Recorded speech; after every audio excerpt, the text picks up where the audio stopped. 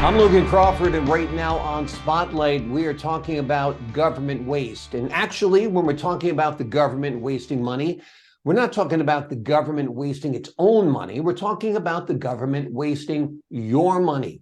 Because we, the people, we, the taxpayers, are the ones who fund the government, and they are the ones who are spending. And spending, as you know, is out of control. And what is the result? Sky-high inflation. Our next guest, Seton During, has written a wonderful book about it. It is called Combating Wastefulness and COVID-19 Etc. And we are delighted to have him here today as a guest on Spotlight. Seton, thank you so much for joining us. Yes. Let's be pragmatic. The private sector can more or less look after itself. If it underperforms, it goes bankrupt and goes out of business.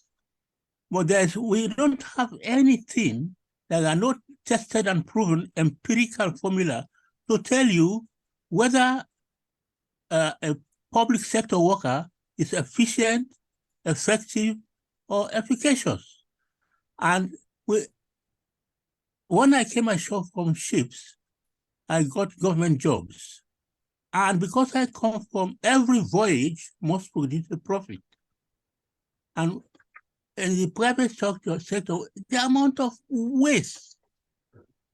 And the way I see it, my tax before I paid is a tax. After I've paid it, it becomes an investment. And I ask myself, what do I get back for it? But the amount of waste and the second issue allied to that, when you try to reduce it, or what you call it, you are seen as showing off. And in my naivety, what I did not realize that my bosses above my head had written to the contrary that everything was okay. And here I come producing technical and legally tellable evidence where we can save money. And a lot of people, some wise people called me aside. They said, what you are doing is good. You have embarrassed a lot of people, because before you came, they had written that everything was hunky-dory. Exactly. Now, exactly. That what inspired me to write this book now was I made friends with American citizens. I won't say friends, let's call them acquaintances. And a lot of them are what Americans might call traitors, but what I call internal dissidents. They don't like what is going on in America, but because they are ex-military, they can talk, they can't write about it. So they pass me information, not through couriers going through London airports. And they describe what the person will be wearing, and etc. And I go and collect this information. None of these things threaten American defense. They are just lies, evidence of lies. And they also gave me the names of the scientists who developed the Ebola virus in a place called, what's it now? Was it somewhere in Africa? No. It's in Maryland. It's got a German name. It's gone off my head now. Anyway, so it's on page 17 of my book. And that riled the American government, and they had a secret meeting with the British government here.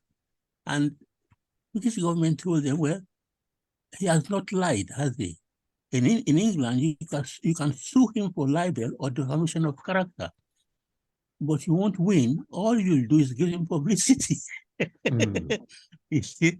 And then I've also discovered that the other virus, COVID-19, was developed between January 2019 and July-August 2019. And a lot of people threatened to blow the whistle, so the whole team of pure and applied scientists were shut down and paid off.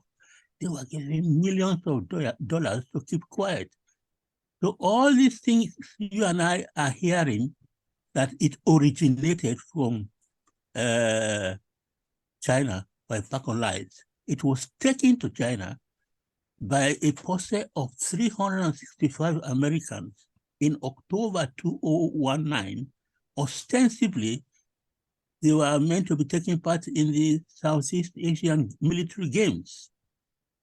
But a chap in America called Anthony Fauci, since 2014, had been funding Wuhan Institute to do tests which are illegal in the United States, for the United States. So that was what they exploited to spread it in China. Right. And so I wrote, my book is now going through editors for proofreading and all that. And to help me, I use Grammarly, a software, you know, yeah, I use that to reduce the cost of proofreading. And I hope to get that out this year. Wonderful. Well, it's an important book. I mean, because not only is the government wasting our money, they're costing lives. If they're experimenting with gain-of-function research on COVID-19, well, then we see the result. We see a worldwide pandemic where millions of people have died, billions more have suffered, and we're still living through it. Exactly. And do you know that when these viruses were being developed, the antidotes were developed as well, simultaneously, to protect the developing scientists from infection. And that was one of the things Donald Trump still has, but he didn't hand over to his successor. Right. Amazing. So I got to know all that. Yeah. Now, you've worked your whole career in close contact with the government. Tell us a little bit about that. Well, my first job with the government was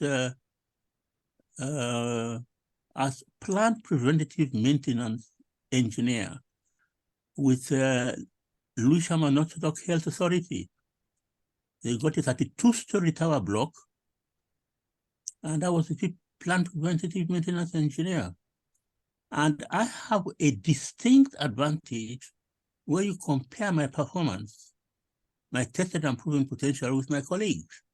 I did not attend university. I served an apprenticeship. So I did everything with my hands and worked my way up the hard way. And I'm accustomed as a sailing chief engineer, if I have a problem in the Indian Ocean, Pacific Ocean, or I can't call a contractor or phone for spare parts or pass it to head office. You know, I've got to solve it there and then. Yeah. So one thing was to get accustomed to, I don't mind writing reports about what I had done, but then you need permission to do this, permission to do that, and then you're also restricted in your level of spending. I got used to that. And of course, it created embarrassment because they did not have an assets register. So the bosses were going around with the accountants. Oh, what puzzled me, how did the financial control officer know how to estimate depreciation when you don't have details of what you are depreciating? And Unbelievable. I'm telling you. And then if people like me come, and they are very uncomfortable because I'm a Black African, and of course they don't expect much. And there I come telling them how to do things. Well, you've got a good brain and you're a smart man, and it is definitely a good idea to tell them how to do things, because things couldn't be more messed up in Europe, in the United States, other parts of the world right now. There is so much government waste, and we are all paying the prices. We're not only paying the price when it comes to taxes, but we're paying the price now when it comes to inflation because they've Exactly. printed so much money, it's devalued our money. Yes. And one thing I judge a country's performance, I look at your national debt, your national deficit, the trending graph, is it going up or going down? And then I look at how much respect you have for independent internal and external auditors, and how do you respond to them? Not only the finance, what I call performance auditors, people who can come in or they are in-house and criticize you as a boss. That's how I judge a country on good legs. Right. Yeah. Amazing. Yeah. Well, I'm so glad you've written this book. It is called Combating Wastefulness and COVID-19 Etc. It addresses the waste in government. It addresses the crises that government has created. It is written by Seton During, and it is a wonderful read. Seton, thank you so much for joining us here today on Spotlight. Thank you very much. Nice My to meet pleasure. you. And to the folks Yes. at home, I'm Logan Crawford, thanking you for your time this time. Until next time on Spotlight.